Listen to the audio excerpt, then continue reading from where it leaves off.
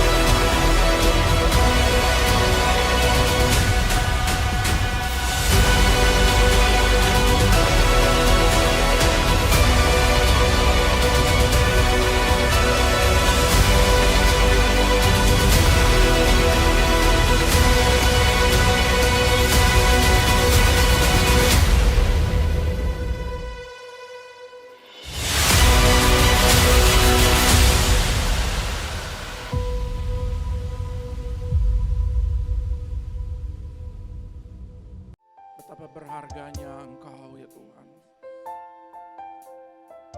Engkau yang memulihkan keadaan kami. Kami bersyukur betapa baiknya Engkau atas kami Tuhan. Semua yang mulia, semua yang berharga Tuhan, itu Kau nyatakan atas kami. Kialara maya sakat akalara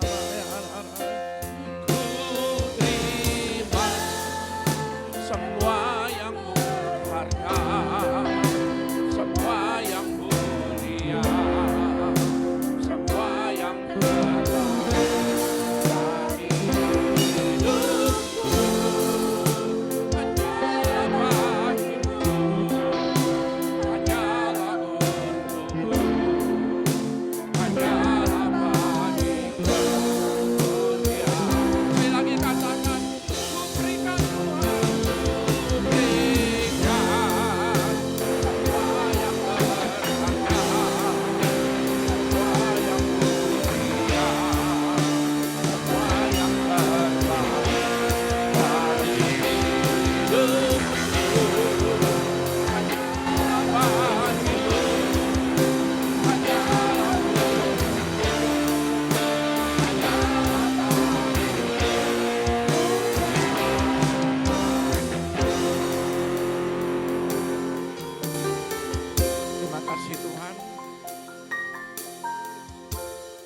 Pujian penyembahan kami bagimu. Kami mendengarkan isi hatimu Bapa. Kau mengurapi setiap jemaatmu. Kau yang mengurapi hamba-Mu yang menyampaikan kebenaran firman. Maka setiap firman ini ya Bapa, benar-benar menjadi berkat bagi kami. Pulihkan keadaan kami umat-Mu.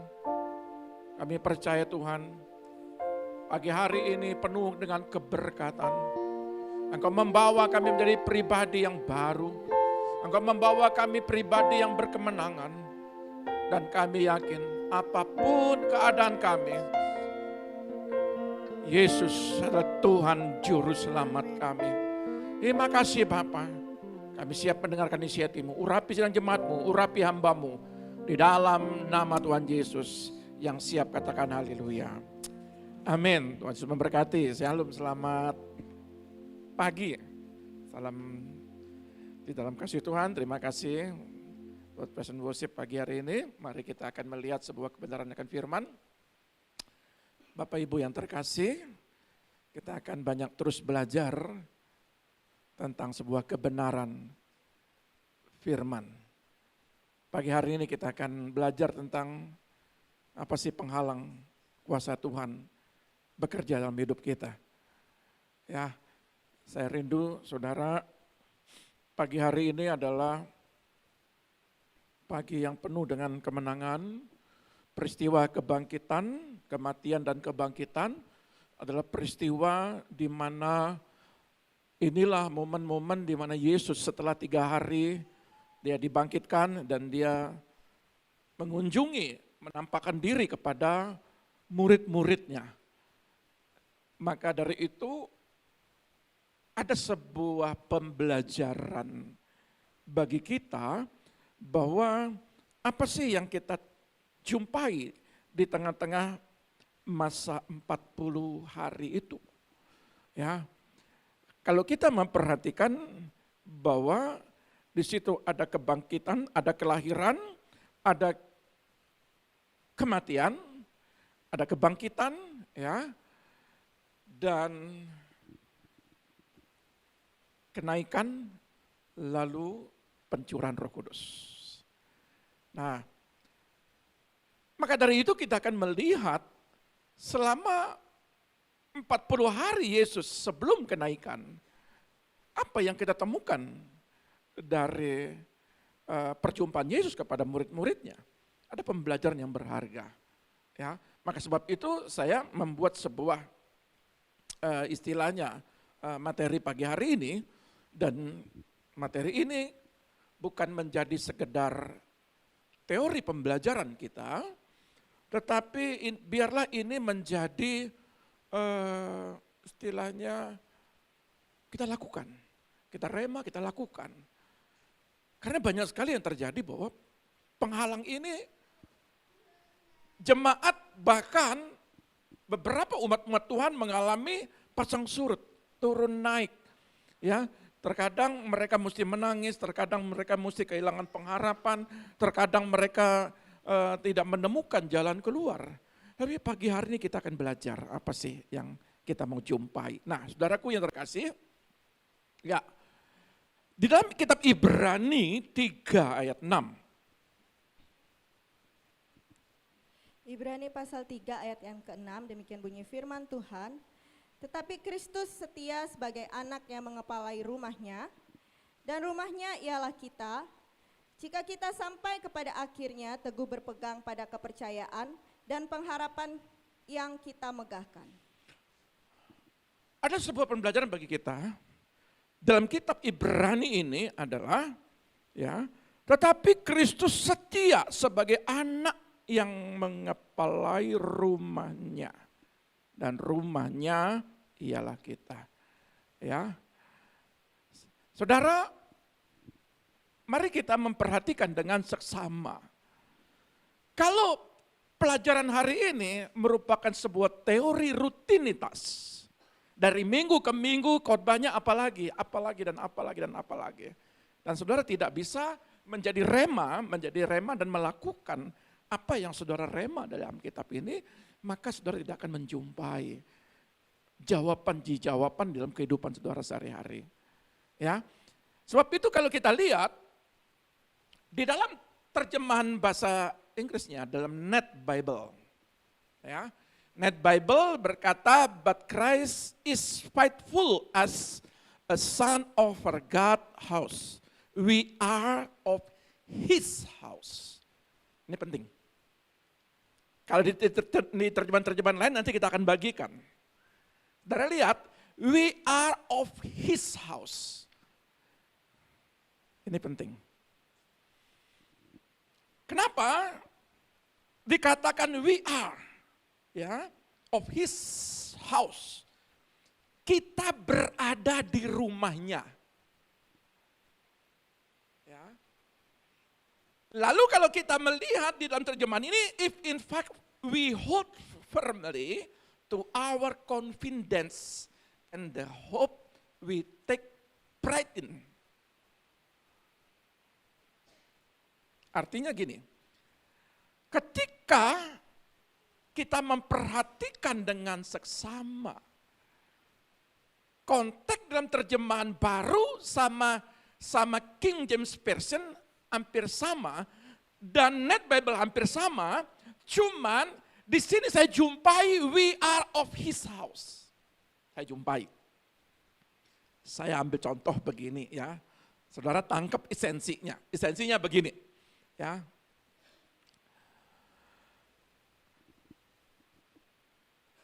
Ada sebuah pembelajaran bagi kita. Ketika Bapak Ibu ngontrak rumah atau tinggal di kos-kosan. Ada aturannya enggak?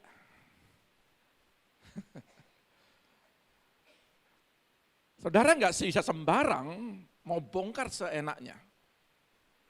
Mesti laporan dulu. Mesti kasih tahu dulu tuan rumah. Setiap saudara tinggal di kos-kosan ada aturan baik yang tertulis maupun yang lisan.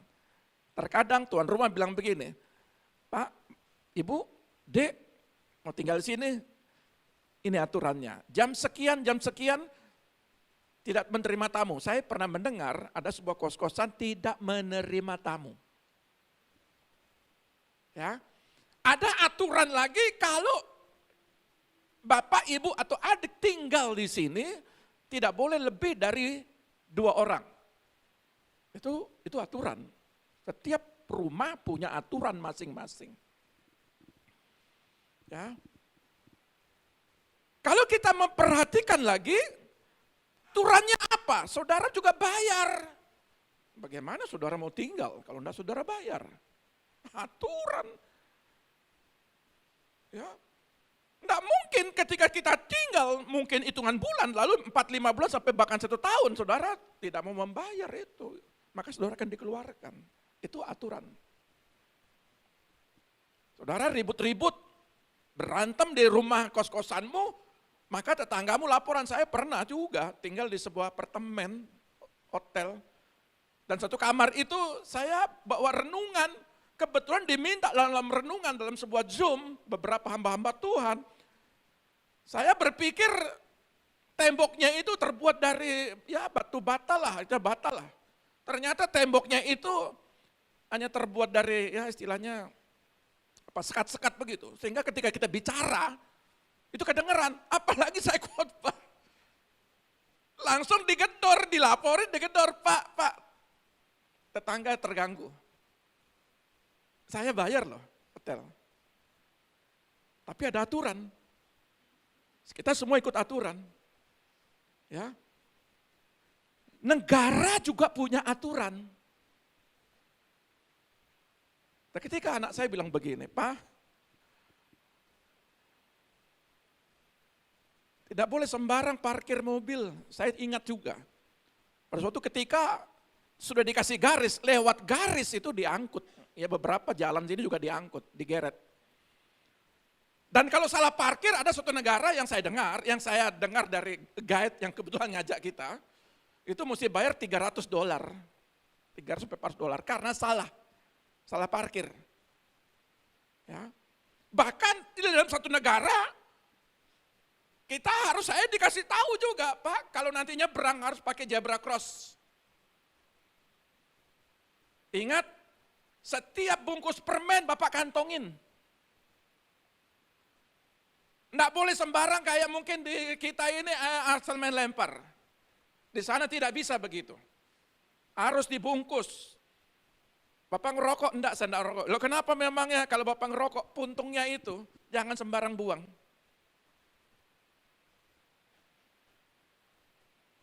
Bahkan dikatakan di sini, ini anak saya bilang begini, kalau Sabtu Minggu, enggak boleh ribut, karena tetangga-tetangga pada istirahat. Mereka kerja. Jadi kalau nelpon itu pelan-pelan. Bahkan kalau kita nyebrang pun, Pak, di situ ada lampu merah untuk orang jalan. Enggak boleh main terobos walaupun mobil enggak ada. Tunggu lampu hijau, orangnya. Bukan sekedar mobil, orangnya. Begitu lampu hijau baru jalan. Semua punya aturan. Di dalam kekristenan ada aturan. Maka judul saya hari ini adalah Penghalang kuasa Tuhan bekerja. Kenapa? Karena kita tidak mengikuti aturan main yang sudah ditetapkan di dalam Alkitab. Terang dan gelap harus jadi satu.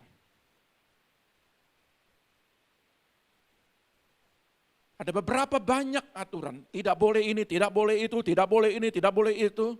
Bahkan 10 hukum firman Tuhan yang diperintahkan kepada Musa di Gunung Sinai tidak bisa menyelesaikan. Maka Yesus lahir, mati, bangkit untuk menyelesaikan aturan-aturan yang ada di Perjanjian Lama, kitab Taurat. Tetapi itu pun kita berjalan di dalam hukum kasih karunia, kita menggampangkan kasih karunia itu. Berapa mudahnya kita melakukan sebuah hidup dalam dosa. Maka we are of his house. Saudara mau ke sorga, ada aturan mainnya. Bukan saudara hanya beli tiket, ditinggal pesawat, langsung saudara beli tiket yang lain. Enggak bisa begitu. Perjalanan ke sorga, enggak ada tiket promo. Ada aturan main. Kalau saudara mau melihat kebaikan-kebaikan Tuhan, kalau saudara mau melihat penghalang-penghalang itu tidak menghambat saudara selama 40 tahun di padang gurun, karena mereka muter-muter 40 tahun. Muter-muter 40 tahun. Saya berharap begini. Tema-tema khotbah, saya rindu saudara keluar dari persoalan. Saya rindu saudara menjadi pemenang. Saya rindu menjadi saudara keluarga-keluarga yang hidup dalam kemenangan. Jadi kalau ngambul, aturan di sorga nggak ada begitu. Saudara harus kuat. Saudara harus strong. Saudara harus benar-benar bisa fight. Maka ke dalam kemarin di doa di Zoom, dikatakan Bapak itu setia meskipun kita tidak setia. Kita akan jumpai murid-murid yang tidak setia itu dalam hal apa. Maka saya mau menjelaskan satu ayat ini berikut temuan-temuan daripada penghalang berkat itu dari murid-muridnya. 3,5 tahun lihat mukjizat. Merasakan mukjizat. Tapi hanya 3 hari. Pada waktu peristiwa penyalipan, itu seperti terhilang. Blueprint, gambaran, daya ingat, apa yang dia rasakan, apa yang dia lihat. Dia lupa bagaimana kedahsyatan Yesus membangkitkan orang mati. Ya, menyembuhkan yang buta, bisa melihat yang lumpuh, bisa berjalan. Itu bisa terhilang dalam ingatan para murid-murid. Saya berharap peristiwa kebangkitan ini itu peristiwa kemenangan bagi saudara. Maka dalam poin pertama, tetapi Kristus setia sebagai anak yang mengepalai rumahnya. Dan rumahnya ialah kita. Dalam terjemahan lain bilang begini, ya. Tetapi Kristus anak Allah, firman Allah yang hidup. Anak Allah yang setia, Bapak kita, Bapak yang setia. Dia tidak mau lagi selama 40 tahun itu muter-muter. Dia tidak mau lagi 70 tahun itu masuk dalam perbudakan. Dia tidak mau lagi menghukum umatnya dengan air bah.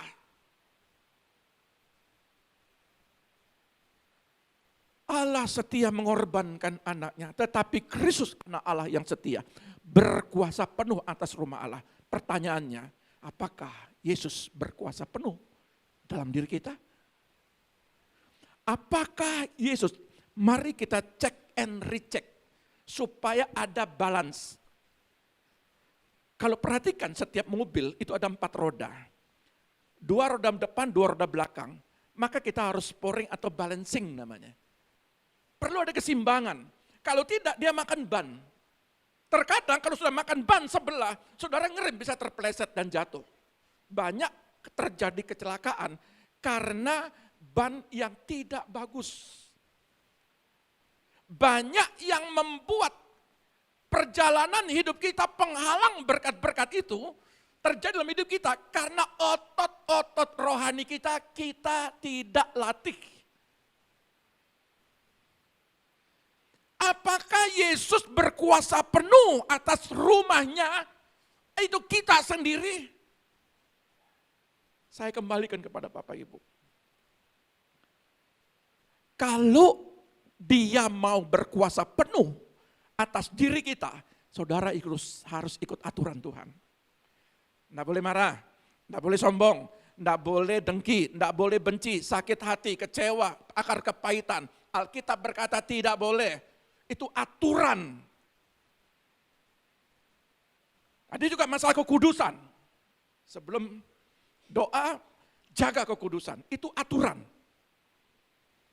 Allah itu kudus adanya. Tidak ada seorang pun yang akan melihat Bapa kalau dia tidak hidup di dalam kekudusan. Itu aturan. Jadi, di dalam bahasa Indonesia hari-hari bilang begini, tetapi Kristus setia sebagai anak yang bertanggung jawab. Itu beda lagi. Saudara seharusnya semua masuk neraka. Karena dosa daripada Adam. Yesus lahir menebus dosa saudara. Menghapus dosa kita. Yesus lahir, Yesus mati, Yesus bangkit. Tujuannya satu, menyelamatkan saudara dari hukum kekal. Menyelamatkan saudara dari neraka api kekal.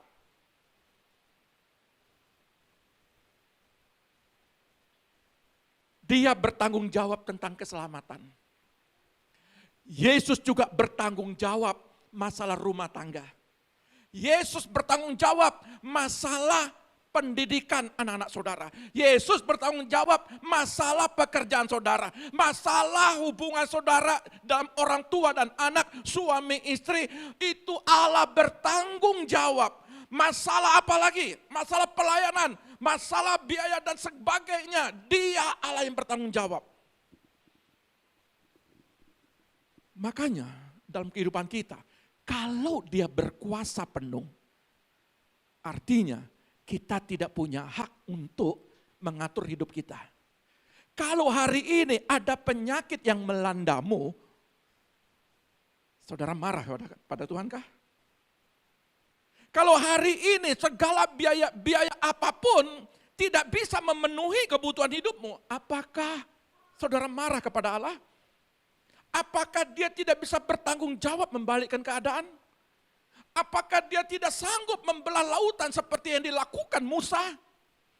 Apakah dia tidak sanggup seperti Yosua melakukan merobohkan tembok Yeriko yang 7 meter tebalnya?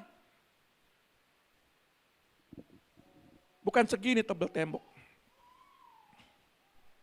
Saudara lihat, Allah bertanggung jawab. Saya ingin membawa sebuah pengertian, kalau judul kita penghalang kuasa Tuhan bekerja, artinya tidak ada alasan untuk Allah bekerja dalam hidupmu, tidak ada alasan untuk dia tidak bekerja. Karena Ibrani 3 ayat 6, dia berkuasa melakukan segala perkara. Dia membalikkan keadaan. Niniwe yang harusnya habis luluh lantah, dia balikkan keadaan. Sehingga dipulihkan Niniwe. Dia memulihkan setiap apa yang terjadi. Lazarus dia pulihkan menjadi kehidupan yang baru. Ada banyak teori, bukan banyak teori, ada banyak firman-firman yang diberitakan kepada Yesus, kepada kita lewat firman-Nya. Ada banyak pembelajaran. Terkadang kita ini yang masih kurang yakin sama seperti 11 murid Yesus. Karena satu sudah enggak diceritakan setelah kematian. Ya, peristiwa kebangkitan itu tidak diceritakan lagi karena sudah mati. Saudara lihat.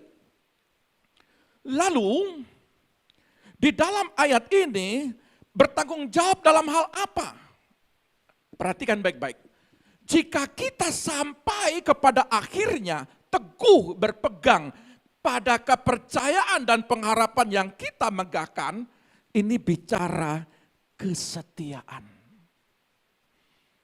Kalau saudara ya sampai kepada akhirnya teguh berpegang pada kepercayaan dan pengharapan kita, sampai pada akhirnya, sampai pada Yesus kedatang kedua kali, sampai akhir dari dunia ini, sampai hidup kita selesai di muka bumi ini, tidak boleh berhenti percaya kepada Dia.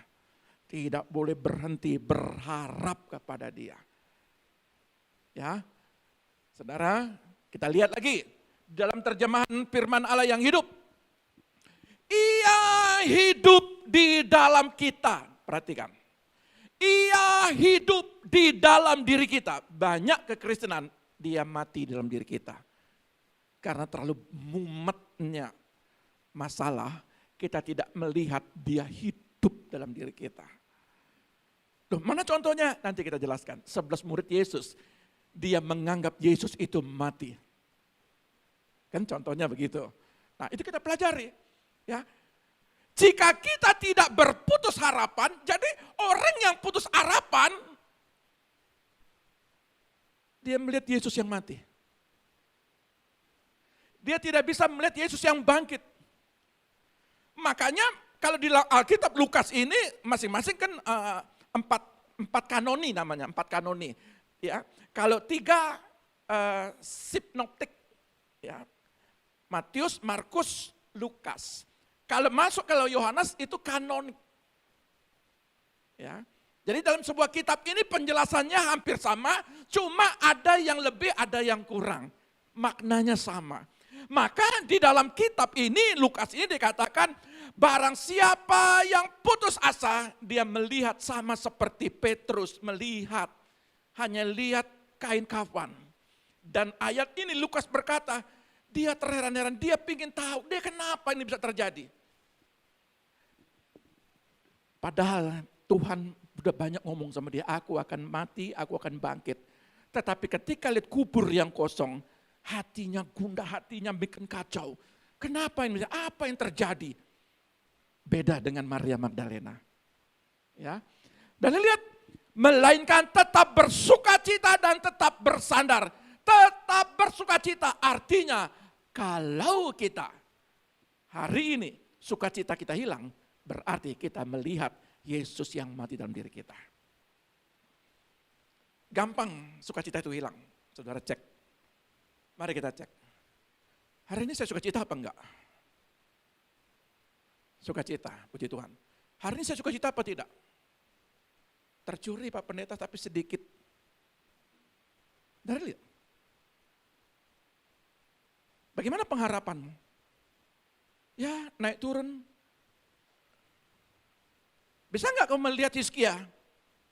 Besok mau mati, 15 tahun ditambah umurnya, itu kan Hizkia Pak Pendeta, saya kan bukan Hizkia.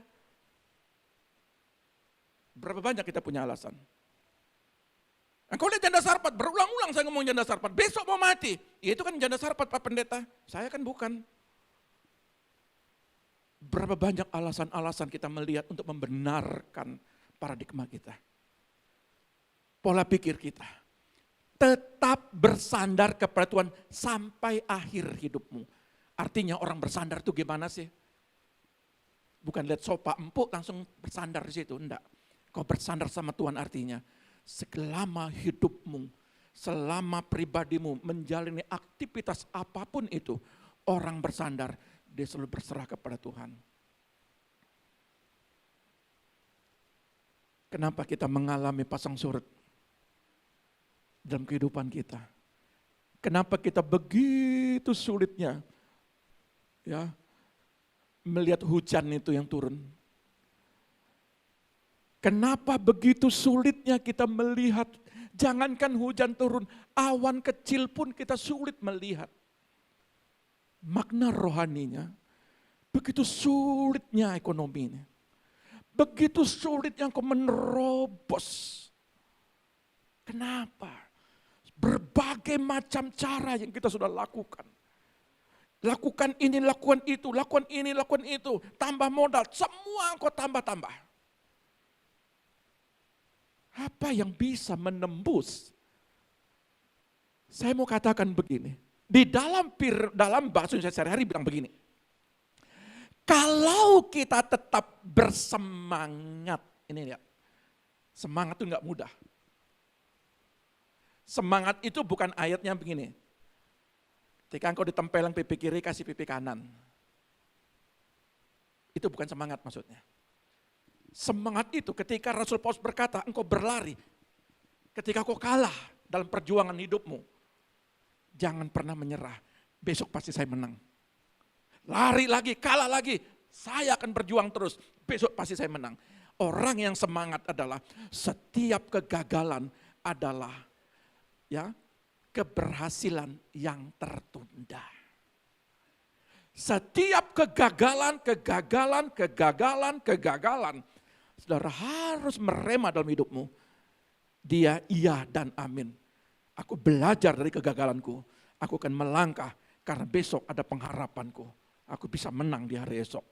Tapi kalau saudara terus melihat kegagalan, pertanyaannya adalah kapan saudara bisa menang? Kembali kepada kita. Maka itu dikatakan tetaplah bersemangat dan tetaplah yakin untuk mendapat apa yang kita harapkan. Ya, apa yang kau harapkan. Nah, oleh sebab itu dari pelajaran ini apa yang menjadi penghalang terbesar kuasa Tuhan bekerja? Apa sih yang menjadi penghalang? Yuk kita belajar di sini. Saya memberikan sebuah pembelajaran karena begini. Ada beberapa yang kita layani bisa keluar dari persoalan. Ada beberapa yang kita layani, benih yang sudah ditabur, dia tumbuh. Rupa-rupanya tumbuhnya benih itu bukan pakai obat-obatan yang begitu cepat langsung tumbuh, langsung berbuah. Model sekarang saya pernah lihat buah semangka, bukan kecil lagi, tapi bisa dipegang begini besar gitu, itu di Jepang. Saudara bukan injeksi, bukan disuntik model kayak begitu. Langsung cepat tumbuh, kasih pupuk yang betul-betul pupuk yang the best supaya saudara tumbuh. Pendeta model apa? Bukan jawaban, saya mau bilang gitu.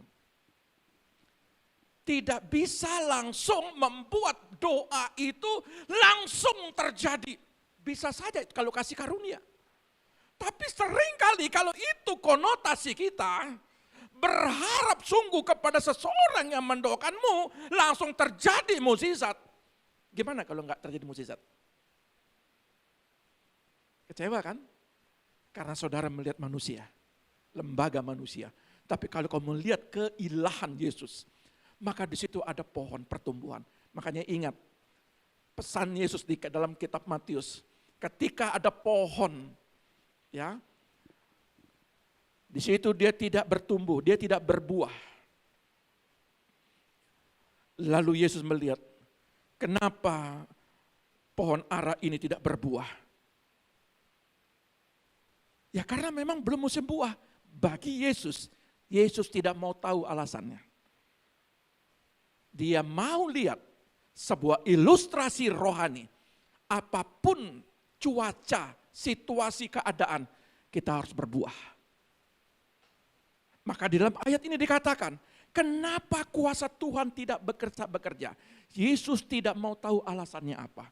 Yesus yang mau, aku sudah mati, aku sudah bangkit untuk membawa kemenangan bagimu, menyelesaikan segala kutuk-kutuk. Tetapi persoalannya, apa yang menjadi penghalang? Lalu saya jumpai begini. Saya jumpai beberapa contoh dari murid-murid yang mengalami ketakutan dan kembali pada kehidupannya. Setelah kematian Yesus, mereka semua pergi. Yang paling terakhir, Yesus mati di kayu salib dan dikuburkan Yusuf Arimatea yang menguburkan Yesus. Itu paling terakhir dan dia pun juga pergi. Saudara lihat, Contoh murid-muridnya mengalami ketakutan, kembali kepada hidupannya. Petrus jadi kembali kepada nelayan. Semua murid-murid yang lain kembali kepada pekerjaannya masing-masing. Yesus mencari mereka untuk mengembalikan posisi. Yesus mencarimu untuk mengembalikan posisi yang sesuai dengan rencananya Dia terhadap hidupmu. Kadang-kala kita tidak setia, tapi Allah kita setia. Dia ingin mengambil, Dia ingin mencari. Nah, anakku,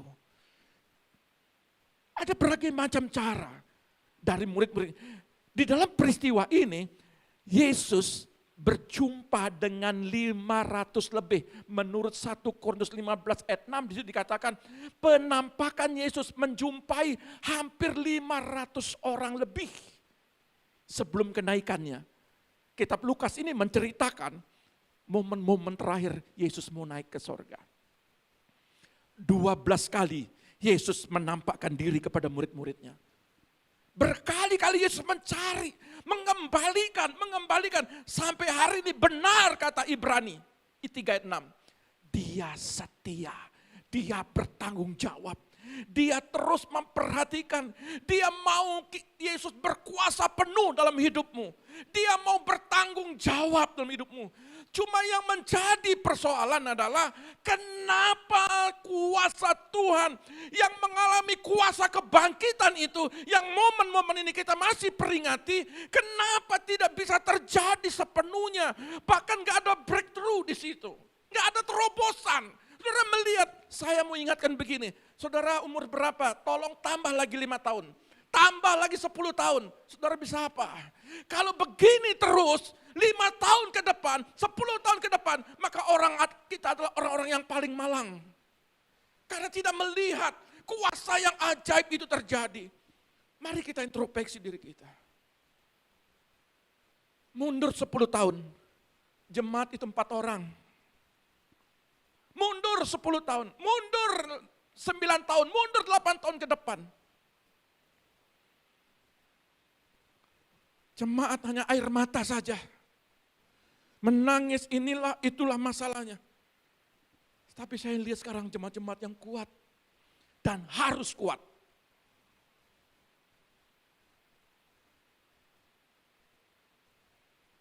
Lima tahun ke depan. Jangankan 5 tahun. Tuhan, kita percaya tahun ke depan sudah ada perubahan.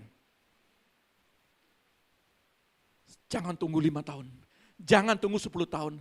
Tetapi kalau engkau melihat Yesus yang sama seperti Petrus dan Yohanes melihat di dalam kuburan itu. Hanya nengok dari luar. Yohanes nengok dari luar. Tidak melihat apa yang terjadi suasana kebangkitan.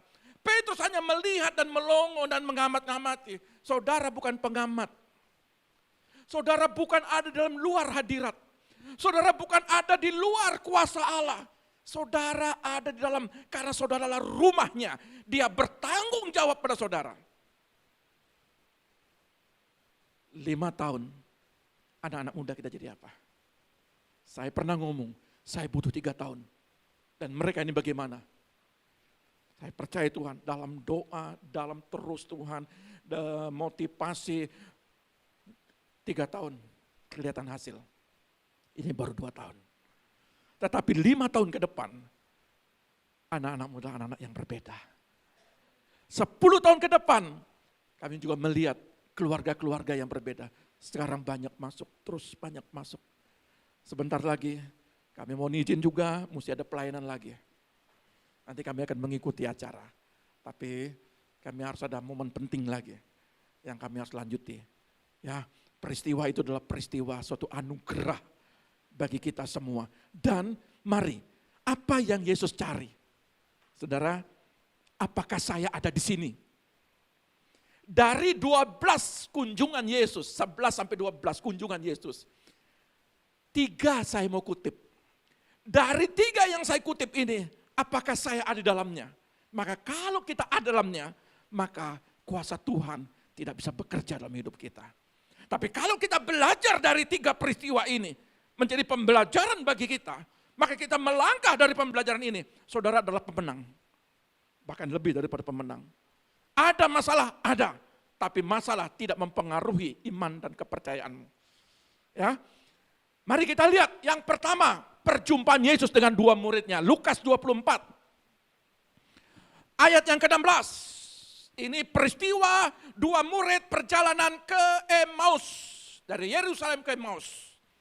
Di situ dia mendapatkan murid-muridnya berjalan, dua muridnya. Ketika dia berjalan, dia berbicara satu sama lain. Lalu Yesus hadir di situ. Dan mereka tidak bisa melihat bagaimana. Tolong ayat 16-nya. Lukas 24 ayat yang ke-16. Tetapi ada sesuatu yang menghalangi mata mereka, sehingga mereka tidak dapat mengenal dia. Kalau saudara tidak mengenal dengan Yesus dengan baik, maka mata saudara akan terhalang melihat hal-hal yang spektakuler. Saudara tidak bisa melihat kuasa yang ajaib, kuasa kebangkitan itu, yang membangkitkan semangatmu. Gini, saya maksud begini, manusia jasmania kita tidak bisa kita elakkan. Umur berjalan, semakin hari semakin bertambah, umur semakin tua. Terkadang pikiran kita, terkadang mungkin daya ingat kita harus hadapi itu. Kesehatan kita hadapi.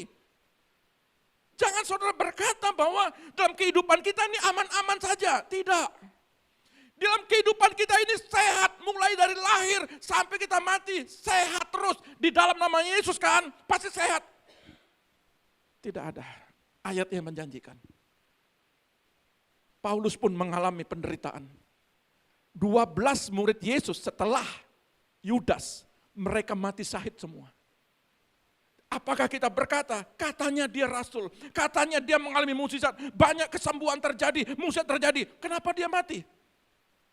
Tidak boleh kita berpola pikir setiap orang yang punya persoalan karena dia tidak berdoa. Tidak boleh kita ngomong begitu. Setiap orang pasti punya persoalan. Tetapi persoalan dalam Tuhan ada jalan keluar. Kalau mata jasmani kita bisa melihat dengan baik Tuhan. Artinya bukan kita lihat mana Yesus, bukan begitu. Tapi saudara lihat setiap kehidupanmu sekarang. Saudara introspeksi. Apa sih yang terjadi? Kalau hari ini saya mengalami sakit, apa yang terjadi dalam hidup saya? Rupa-rupanya Tuhan ingin membawa saya mengalami situasi yang tidak enak dalam anggota tubuh saya. Suatu kelak ketika saya melayani, ada orang-orang yang punya pengalaman yang sama pada waktu aku sakit. Dan aku bisa memberikan suatu motivasi. Saudara, kenapa Tuhan bawa kami dari seorang pengusaha masuk dalam dunia pelayanan? Ternyata pada tahun 2015 ada pesan-pesan dalam ini. Seperti yang kau alami, demikian juga engkau akan hadapi jemaat-jemaat yang pernah kau alami. Jadi saya mengerti bagaimana kehidupanmu dalam pekerjaan, di dalam usaha. Cuma satu jalan. Selama mata kita tidak bisa melihat dengan jelas di tengah-tengah persoalan, maka engkau tidak akan melihat kuasa Tuhan yang ajaib bekerja dalam hidupmu. Jangan engkau ukur kegagalan pintu satu tertutup, lalu saudara mengklaim pelayanan pendeta A, B, C, D. Tidak musyarat. Kalau satu pintu tertutup, sorga menyediakan pintu-pintu yang lain. Karena kalau satu pintu itu tertutup, karena mungkin saja Tuhan tidak berkenan dalam pintu itu. Karena Tuhan akan menyiapkan pintu-pintu yang lain yang sesuai. Karena dia bertanggung jawab. Karena dia berkuasa penuh. Kalau satu sisi mungkin di situ ada kegagalan. Tuhan bertanggung jawab. Dia tidak akan membuat kegagalan dalam pintu-pintu yang lain. Mungkin saja dalam pintu yang satu tertutup ini, itu kehendakmu. Bukan kehendak Tuhan. Seringkali kita berjalan sesuai dengan kehendak kita. Makanya 40 tahun. Karena maksa Tuhan. Maksa Tuhan. Sampai mereka mengerti, ternyata yang mengerti 20 tahun ke bawah dibuat pembaharuan. Artinya saudara saudara orang tua yang umur 50 bahkan 60, tapi pikiran saudara harus diperbarui. Selama pikiran kita masih pikiran zaman lampau. Dan melihat hal-hal yang baik, sehingga mereka tidak dapat mengenal. Ingat, bagi kita yang tidak bisa mengenal dengan baik di tengah-tengah persoalan badai, sama seperti Petrus, sama seperti 12 murid, ketika ada di perahu, diombang-ambingkan, dia lihat Yesus hantu, sama dengan dua orang. Tidak bisa mengenal. Maka pada waktu itu, ayat 25-27 bilang begini. Ayat 25. Dari Lalu- Lukas 24. Lalu ia berkata kepada mereka, "Hai kamu orang bodoh, betapa lambannya hatimu, sehingga kamu tidak percaya segala sesuatu yang telah dikatakan para nabi? Bukankah Mesias harus menderita semuanya itu untuk masuk ke dalam kemuliaannya?" Lalu ia menjelaskan kepada mereka apa yang tertulis tentang dia dalam seluruh kitab suci, mulai dari kitab-kitab Musa dan segala kitab nabi-nabi. Yesus capek-capek ngomong. Ini kalau saudara baca perjalanan itu 11 kilo. 11 kilo jalan. Mereka berdua ditemenin Yesus, cerita Yesus ini. Kitab para nabi, kitab Mazmur, kitab Musa itu dicerita ngomong bagaimana tentang Yesus. Lamban. Responnya lamban. Saudara 10 tahun, ada yang 10 tahun, ada yang 5 tahun. Ikut saya. Berapa firman? 1 bulan 4 kali, bahkan 5 kali. 1 bulan kali 4. 48, anggap 50 kali pertemuan. Belum komsel-komsel. Belum doa-doa, belum ketemu pribadi. Ayat ini berkata, 11 kilometer Yesus ngomong. Ayatnya bilang apa? Terlalu lamban kalian mempercayai. Terlalu lamban kita merespon firman. Jadi ketika firman didengar, habis itu lupa. Mari, cobalah kita belajar firman ini. Ini yang membuat mereka ketika pulang, ketika mereka sampai di Emmaus, lalu mereka mengajak, "Tuan, ayo mampir." Ketika mereka mampir, diajak makan, ya pecahkan roti, Yesus pecahkan roti, baru dia sadar, pantesan hatiku berkobar-kobar, berdebar-debar. Hari ini berdebar-debar ikut firman. Habis itu enggak berdebar-debar. Ayat ini bilang begitu.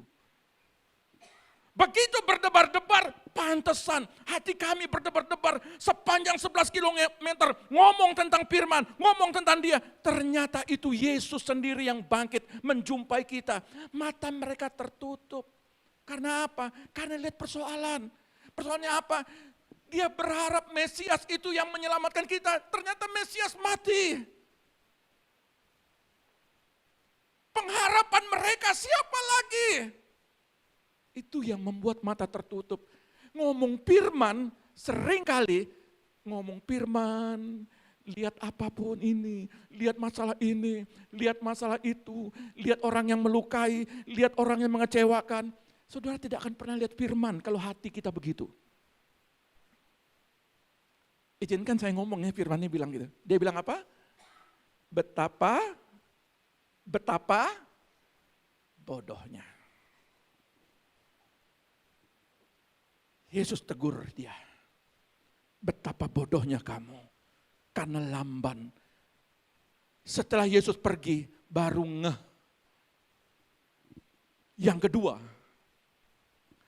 perjumpaan Yesus dengan 11 muridnya. Ini lebih hebat lagi. Lukas 24, ayat yang ke-38. Ayat ke-38. Ketika 11 murid ini, gini, ceritanya begini. Ketika 2 orang yang dari Emmaus ini, itu kembali lagi ke Yerusalem. Dan dia cerita, dia ketemu dengan murid-murid yang lain yang 9 itu. Lalu dia ngomong, aku ketemu Yesus.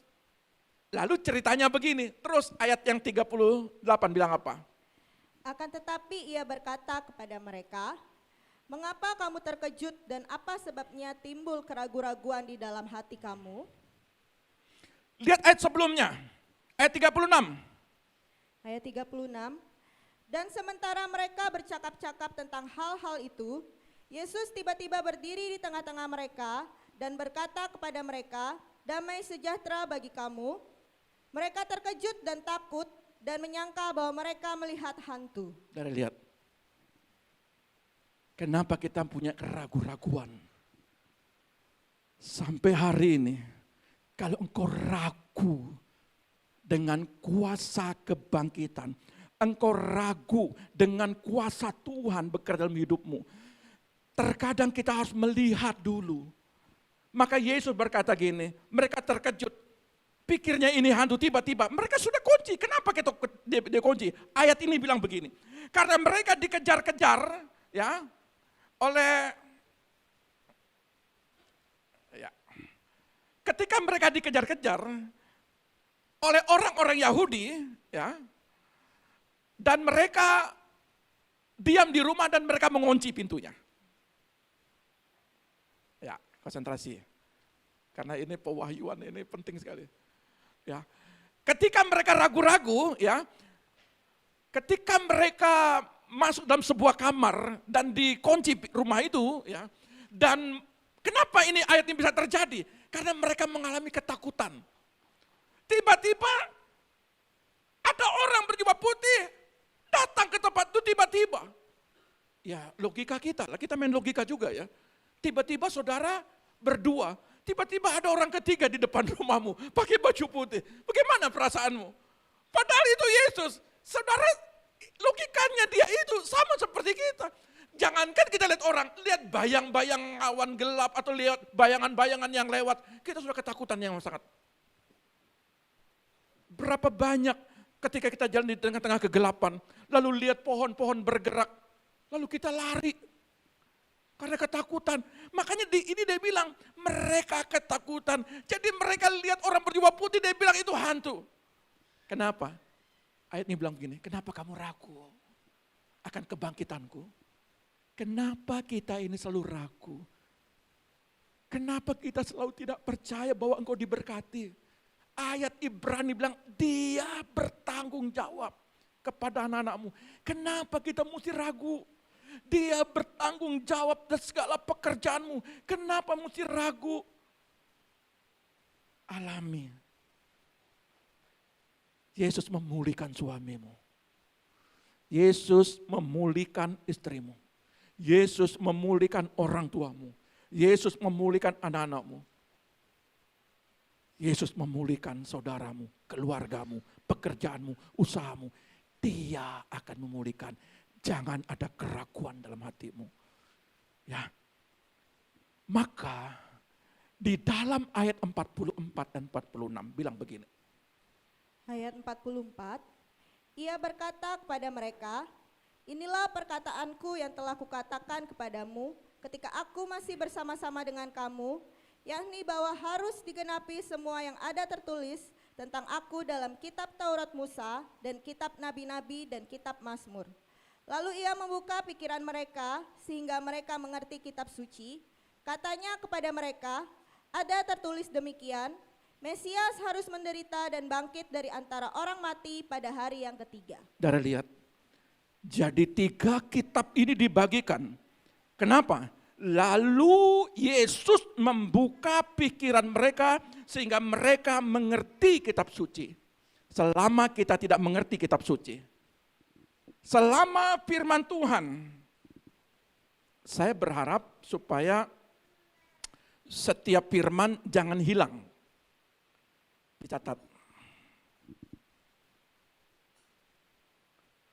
Dicatat baik mungkin tulisan maupun dalam hati, di rumah, mungkin saudara dengar YouTube ini, saudara baca lagi.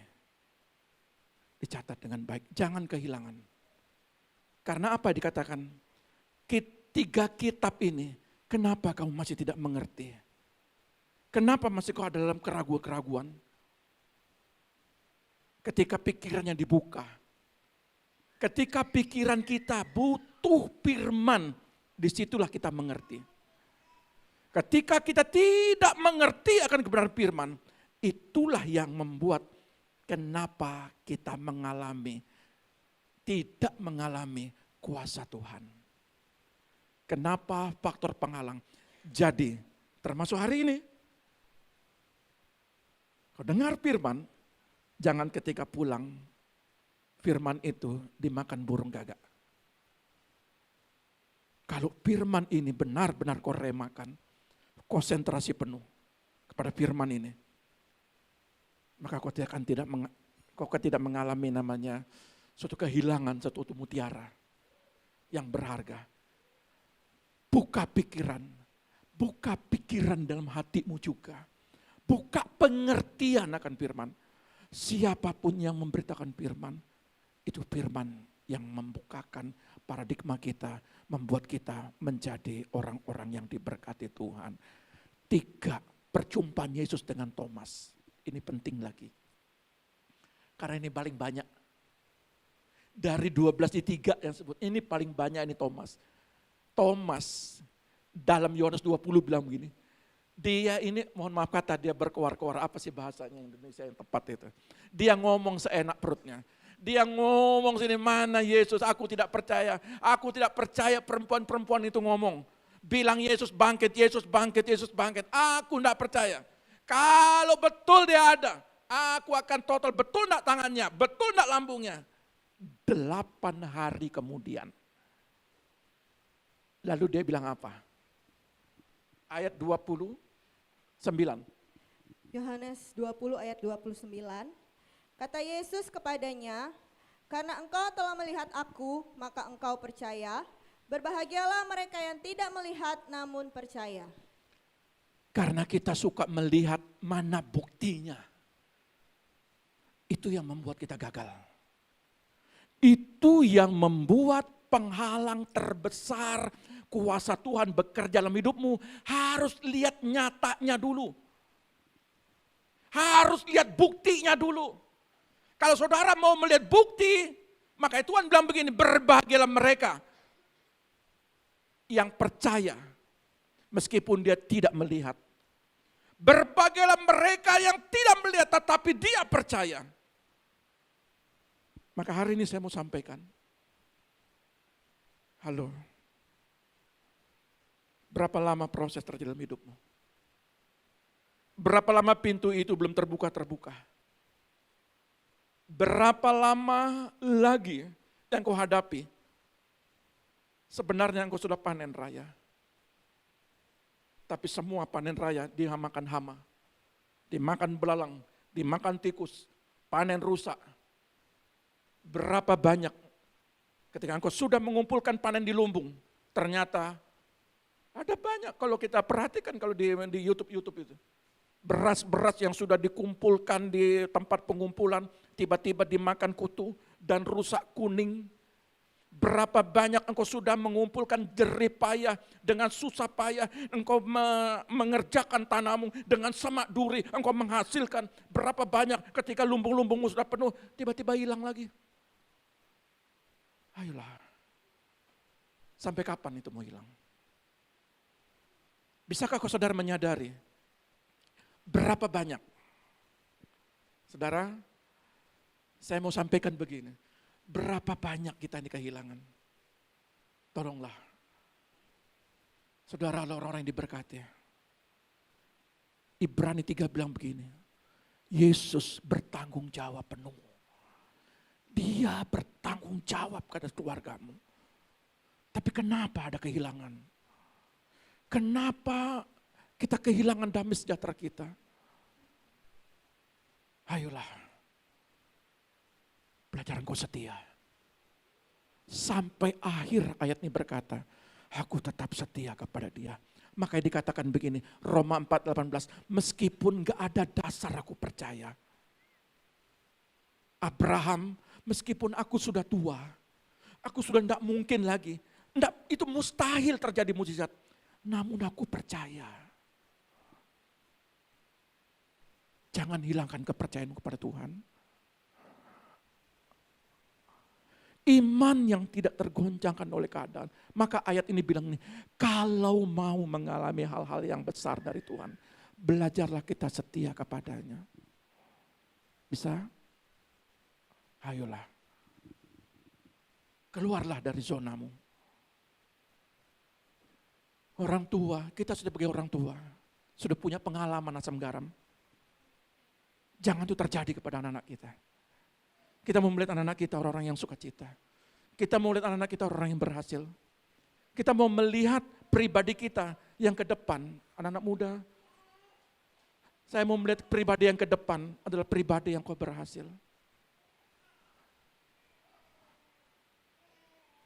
Maka saya tidak meneruskan ayat 3, Ibrani 3 ini. Saudara baca di rumah. Ibrani 3 ayat 7-13, saudara baca di rumah dengan baik. Kenapa? Kita hidup dalam kemenangan. Kenapa masalah demi masalah itu terjadi, Tuhan?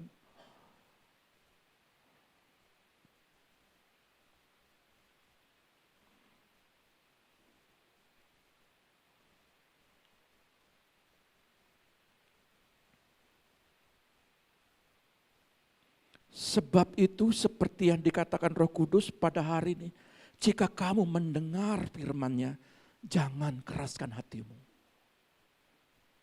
Kau baca ya, saya bacakan. Seperti dalam kegeraman pada waktu pencobaan di padang gurun, berhenti engkau marah. Berhenti, karena ketika kita geram, sesungguhnya saudara akan dibawa ke padang gurun. Akan terus proses demi proses. Akan terus engkau saudara mengalami sampai saudara menang. Firman itu yang mengubah.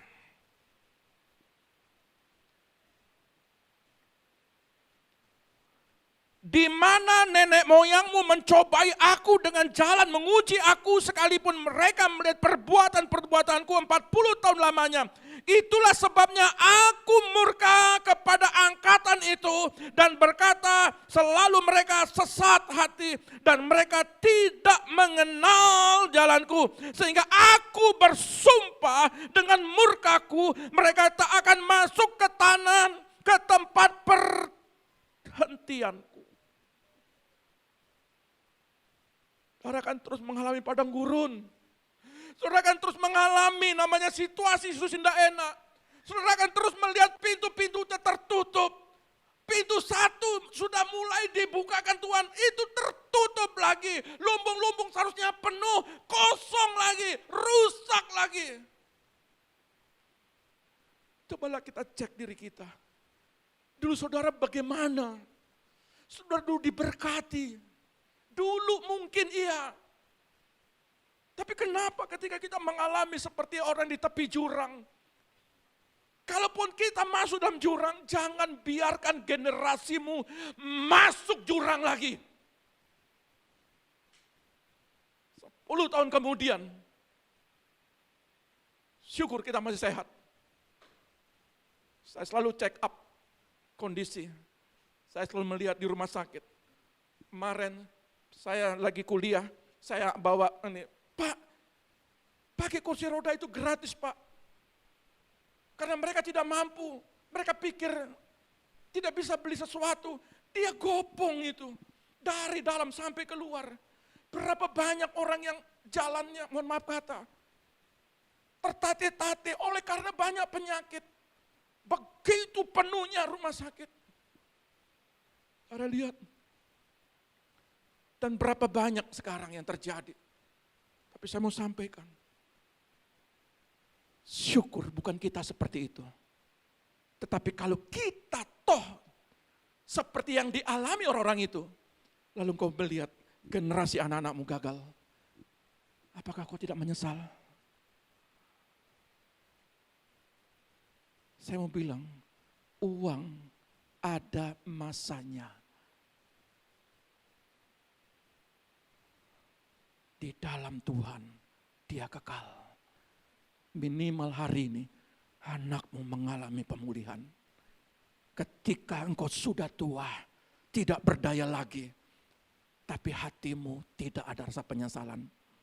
Mungkin hari ini kau merasa kuat, saya masih bisa. Saya banyak melayani orang-orang yang umur 70 tahun, umur 80 tahun, menyesal kemudian. Tapi hari ini saya mau sampaikan kepada kita, kembalilah kepada panggilanmu. Kembalilah. Tuhan Yesus memberkati kita. Mari kita datang kepada Tuhan.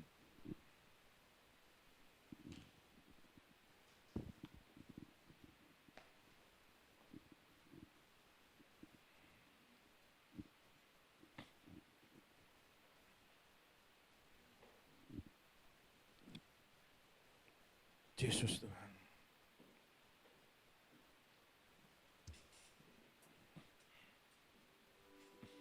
Betapa mulianya Engkau Bapa. Ampuni kami Tuhan. Pulihkan keadaan kami Tuhan.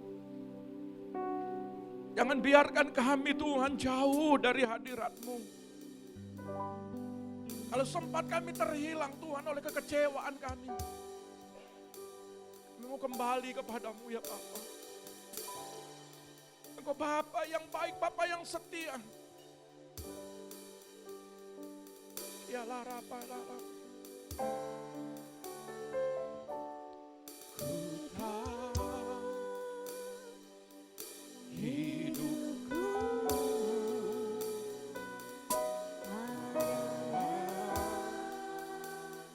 penyembah. Inilah kami Tuhan.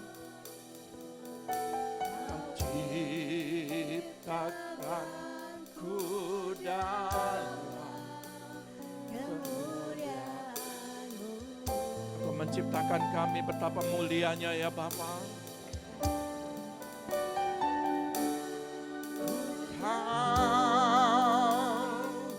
Hidupku berharga di mata-Mu.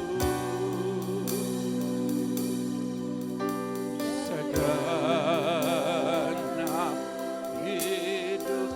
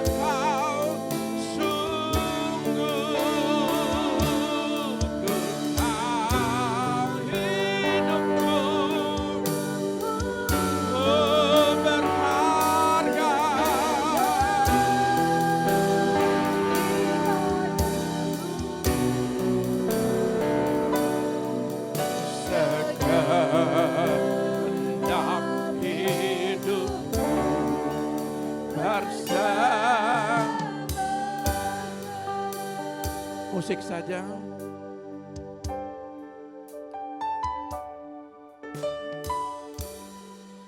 Ampuni kami Tuhan. Ampuni kami Bapa. Ampuni kami Tuhan. Kalau Engkau mendapati kami Tuhan ada kekeliruan. Kalau Engkau mendapati kami Tuhan di dalam kekecewaan. Bapa, pulihkan kami.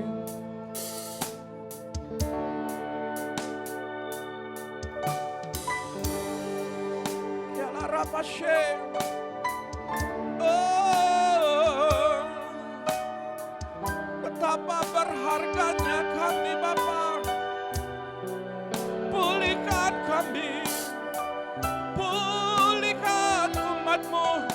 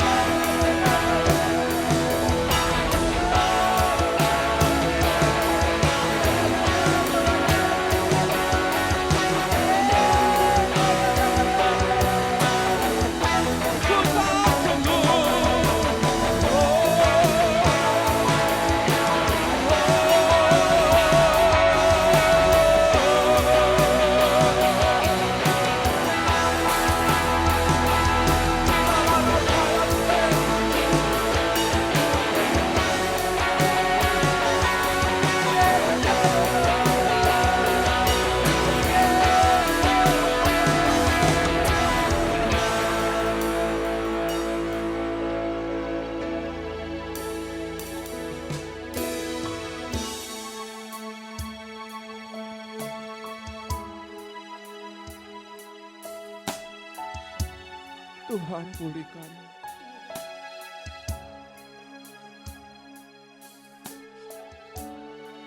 Berharga di hadapan Tuhan. Yesus bertanggung jawab dalam hidupmu. Dia tidak akan pernah meninggalkanmu. Dia Bapa yang setia. Dia bertanggung jawab dalam pekerjaan kita. Dia bertanggung jawab kepada anak-anak kita. Dia bertanggung jawab dalam pelayanan ini. Aku tahu Bapa. Aku tahu Tuhan. Tidak ada liku-liku kehidupan yang menghalangi imanku Tuhan. Kami suami istri percaya. Anak-anak kami adalah anak-anak yang diberkati. Kami percaya umat-Mu di tempat ini yang Kau percayakan kepada kami, umat yang diberkati Tuhan. Aku percaya Bapa, mereka diberkati. Bebaskan ini roh mesti bekerja.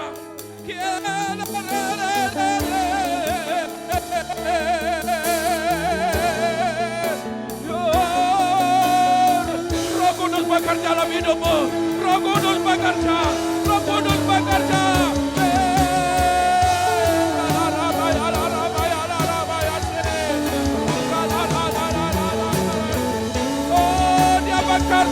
Dia memberkati, dia memberkatimu. Dia memberkatimu.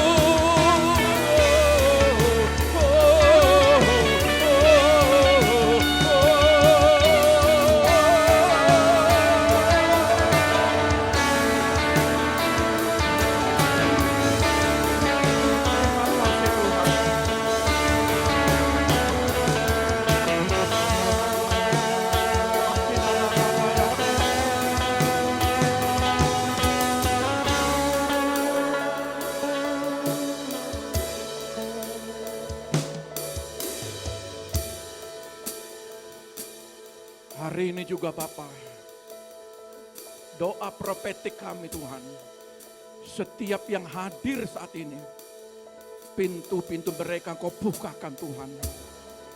Usaha-usaha baru Engkau tambah-tambahkan. Segala keluarga lepas keluarga yang membutuhkan pekerjaan, Engkau Tuhan memberikan, Engkau melipat gandakan, Engkau membukanya ya Bapa. Engkau membukanya Tuhan, Engkau memberkati, anak-anak diberkati, pendidikan diberkati, pekerjaanmu diberkati. Hei, haleluya, haleluya, haleluya, haleluya. Oh diberkati, diberkati Tuhan. Amin. Terima kasih Tuhan. Di dalam nama Tuhan Yesus. Yang dipuaskan katakan haleluya. Amin. Tuhan Yesus memberkati. Biarkan Roh Kudus bekerja. Tuhan Yesus memberkati. Bersyukurlah kepada Tuhan.